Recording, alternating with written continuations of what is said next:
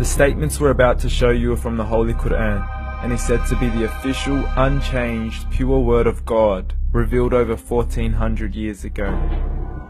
Claiming to be the word of God is a heavy statement, and without proof, or if a single contradiction is found within the book, the apparent word of God will be proven false. So without further ado, let's put the book to the test. In the 23rd chapter, titled The Believers, from the 12th to the 14th verses, God is said to give a detailed description of how the human being is formed. It begins by saying, "We then placed him as a sperm drop in a place of settlement, firmly fixed. Then we made the drop into a alaqa." We will translate this word very soon. "And then we changed the alaqa into a lump. Then we made out of that lump into bones. And then we clothed the bones with flesh. Then we caused him to grow and come into being and attain the definitive human form."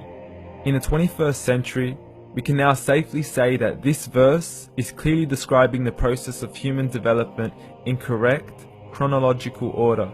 However, what we should be paying attention to in particular is the second stage, referring to the development of the embryo. The specific word used to describe the embryo in this verse is the word alaqa. The word alaqa, when translated into English, can mean three separate things.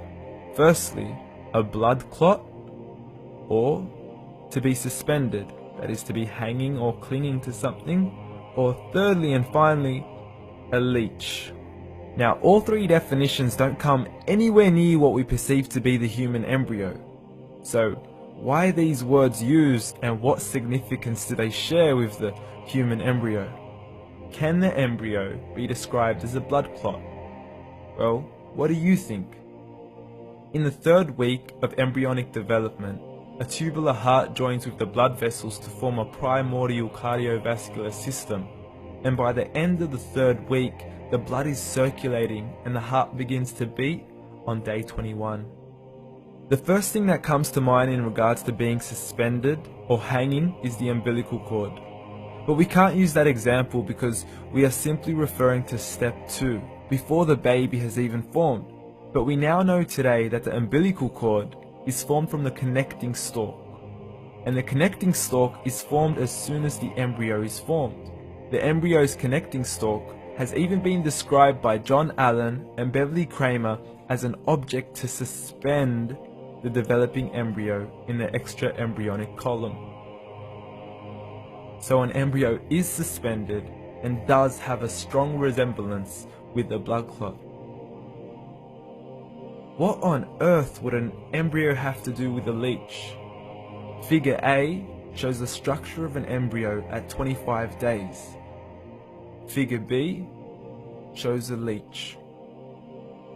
Now please note once again that the embryo in this stage is no greater than the size of a kernel of wheat. This is an X-ray of the embryo at 22 days. This is the internal structure of a leech. It's mind-blowing stuff, but you still haven't seen anything yet. This is the head of the embryo at 22 days. The detail you are seeing right now is absolutely impossible to be seen with the human eye and can only be seen with a microscope. This is the back end of a leech. There's no other words used to describe this other than mind-blowing. The pictures we have shown you are impossible to be seen with the human eye or even to be predicted by the human mind. Once again, the verses we have shown you were revealed over 1400 years ago to a man who couldn't read nor write. Are these the words of God? Descriptions of the human embryo in the Quran cannot be based on scientific knowledge in the 7th century.